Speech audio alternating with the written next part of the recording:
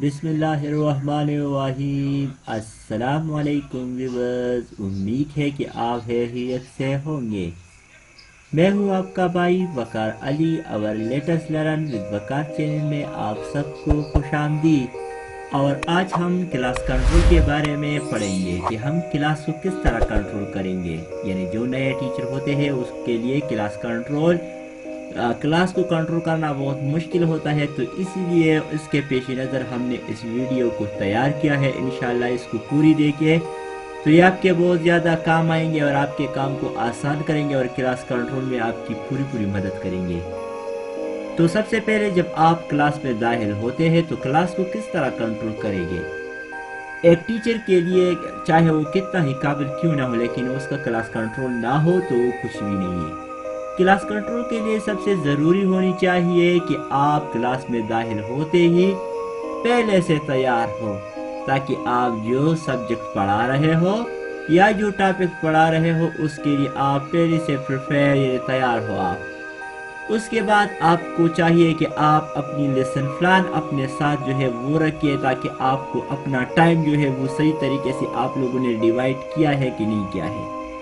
اگر آپ کے پاس لیسن پلان ہے تو آپ کی تقریباً 80% کام جو ہے یہ بالکل آسان ہو گیا ہے اور کلاس کنٹرول پر آپ کی مکمل گرفت ہوگی۔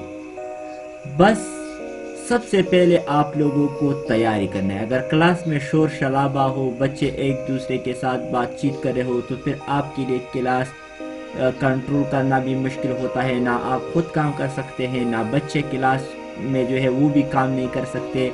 تو اسی لیے آپ کو چاہیے کہ پہلے سے آپ پریپیئر ہو۔ کلاس میں داخل ہوتے ہی آپ نے جو کام سٹارٹ کرنا ہے اس کی سب سے پہلے تمہیدی سوالات کرنا ہے۔ تمہیدی سوالات کے بعد جو ہے آپ نے سبق کا آغاز کرنا ہے۔ سبق کے دوران جو ہے اس میں سوالات بھی کرنے ہیں، سبق کے آخر میں کوسچن کرنا ہے، جائزہ لینا ہے، اور سب سے آخر میں آپ نے ہوم ورک دینا ہے۔ اسی کے بعد آپ نے ریڈنگ کے دوران کس طرح کلاس کو کنٹرول کرنا ہے۔ تو جناب، ریڈنگ کے دوران طلباء کو مصروف رکھیے۔ مثلا آپ سبق پڑھا رہے ہو تو اچانک ان سے سوال کرے کہ میں نے کہاں تک پڑھا۔ اسی کے ساتھ پرابلمیٹک سٹوڈنٹ کی آسان خطا ہو جائے گی اور وہ ادھر ادھر کیے بغیر وہ بک کی طرف دیکھیں گے اور وہ ڈھونڈیں گے کہ ہم نے کہاں تک، ٹیچر نے کہاں تک مجھے پڑھایا۔ تو اسی کے ساتھ وہ پرابلمیٹک سٹوڈنٹ جو ہے وہ سبق کی طرف بھی آئیں گے اور پڑھائی پر دھیان دیں گے۔ اسی طرح تو آپ کے ایک فائدہ یہ ہوا کہ کلاس کنٹرول ہوگا، دوسری فائدہ یہ ہو گیا کہ اس نے پڑھائی کی طرف دھیان دیا اور وہ کچھ سیکھیں گے۔ مثلا آپ چپٹر شاعر مشرق پڑھا رہے ہو اردو میں، اور آپ نے اچانک ان سے سوال کیا کہ اچھا بیٹا، میں نے کہاں بتایا کہ علامہ اقبال کہاں پیدا ہوئے یا ان کے والد کا نام کیا ہے۔ تو اسی کے ساتھ ڈسٹربنس پیدا کرنے والے سٹوڈنٹ جو ادھر ادھر دیکھتے ہیں یا باتیں کرتے ہیں وہ بیدار ہو جاتے ہیں اور وہ آپ کی ٹاپک کی طرف یا وہ آپ کے کوسچن کی طرف توجہ دیں گے۔ کلاس کے دوران پرابلمیٹک اسٹوڈنٹ کو کڑا کرے باقی طلباء کے لیے وہ عبرت کا نشانہ ہوگا۔ دوسری طریقہ یہ ہے، اور وہ پھر ڈسٹربنس نہ کریں گے، جو کریں گے بھی تو وہ اس کو دیکھیں گے۔ پڑھائی کے دوران آپ جتنے بھی اسٹوڈنٹ کو انوالو رکھیں گے تو اتنا ہی وہ کلاس میں خاموش ہوں گے۔ کلاس میں خود بھی سنجیدہ رہے، خصوصاً ان کلاس میں جس میں پرابلمیٹک اسٹوڈنٹ ہوں گے، اسی کلاس میں آپ جو ہے سنجیدہ رہے، یعنی ان کے ساتھ زیادہ گپ شپ نہ لگائے یا ان کے ساتھ آزادی نہ رکھے، مذاق وغیرہ اس طرح نہ کرے جس کے ساتھ وہ آپ کا ریسپیکٹ کرنا بھول جاتے ہیں۔ پھر تو وہ آپ کے ساتھ بھی گپ شپ لگائیں گے اور کہیں گے کہ یہ تو ہماری مرضی کا ٹیچر ہے، وہ تو خود بھی گپ شپ لگاتا ہے۔ پھر وہ آپ کا ریسپیکٹ بھی نہیں کرے گا، اور پھر آپ کے لیے کلاس کنٹرول جو ہے وہ بہت زیادہ کلاس کو کنٹرول کرنا بہت زیادہ مشکل ہو جاتا ہے۔ اسی کے بعد ہے کاپی چیکنگ کے دوران کلاس کو کس طرح کنٹرول کریں گے، کیونکہ بعض ٹیچر کاپی کو چیک کرتے ہیں تو اسٹوڈنٹ اسی طرح بیٹھتے ہیں اور پھر وہ کلاس میں جو ہے پرابلم میں باتیں کرتے ہیں، شور مچاتے ہیں، ایک دوسرے کے ساتھ جھگڑے وغیرہ کرتے ہیں۔ تو نہ ٹیچر کاپیوں کو چیک کرتا ہے ورنہ اس کا کلاس کنٹرول ہوتا ہے، تو اسی کے ساتھ بہت زیادہ مسائل کریٹ ہوتے ہیں۔ اسی کے ساتھ پرنسپل صاحب جو ہے اس کو بھی ناگوارا لگتا ہے، آپ کو خود بھی جو ہے چین نہیں آئے گا۔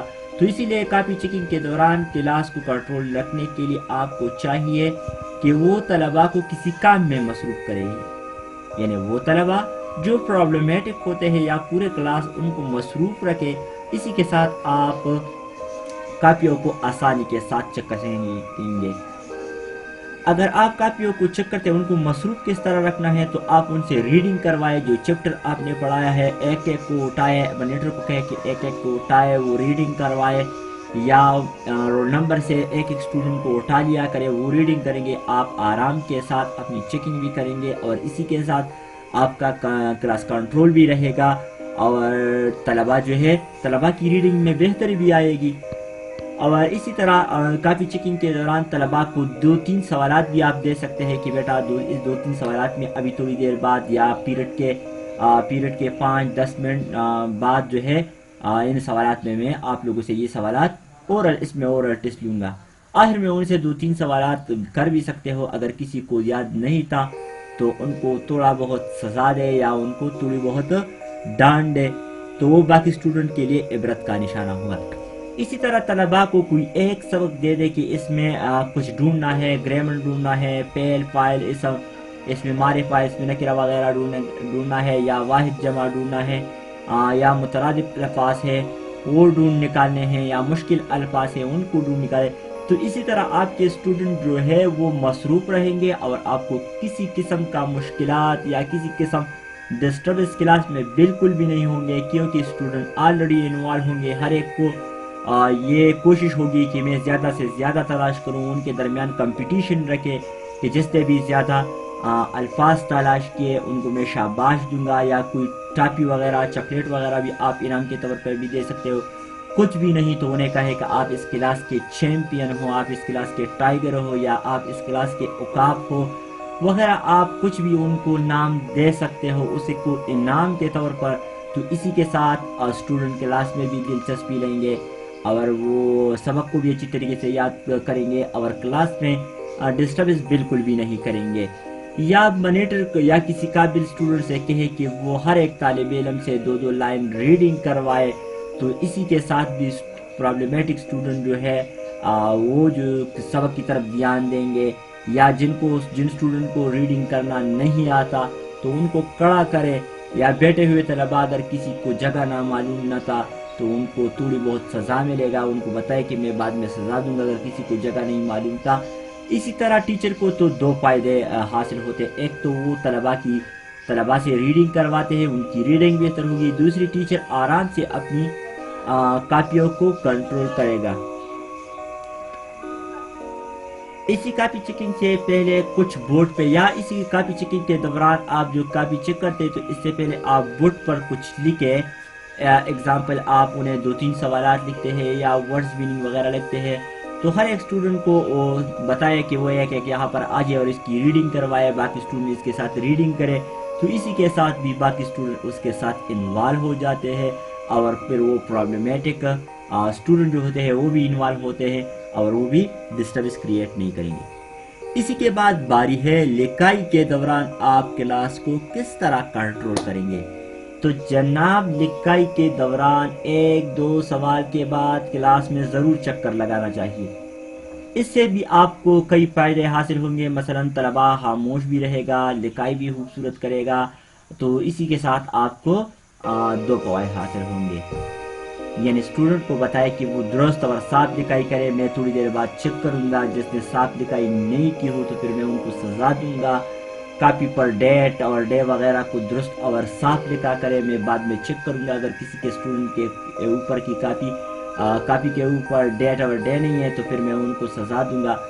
और एक बात और है कि क्लास में गाली गलौज करने से या तलबा को गलत अलकाबात से पुकारने से गुरेज करना चाहिए, क्योंकि बाद में क्लास में आप दाखिल होंगे तो तलबा के लिए मसाइल क्रिएट करेंगे। एक स्टूडेंट कहेगा सर फलाना ने मुझे उन गलत अलकाबात से पुकारा जो कल आपने मुझे बताया था। इसी के साथ आपके लिए कई मसाइल क्रिएट होंगे। तो लिहाजा क्लास में गाली गलौज या गलत अलकाबात से गुरेज करना चाहिए। इसी के साथ हमारी वीडियो कंप्लीट हो जाती है। इंशाल्लाह नेक्स्ट वीडियो में हम मज़ीद इस पर बात करेंगे कि क्लास को किस तरह मज़ीद जो है कंट्रोल किया जाए या मज़ीद इसको किस तरह बेहतर बनाया जाए ताकि ये दूसरे क्लासों से या दूसरे स्कूल के बच्चों से क्लास कंट्रोल में ये क्लास सबसे बेहतर हो। इंशाल्लाह नेक्स्ट वीडियो में हाजिर होंगे। इसी के साथ हमारी वीडियो कंप्लीट हो जाती है। शुक्रिया, वस्सलाम।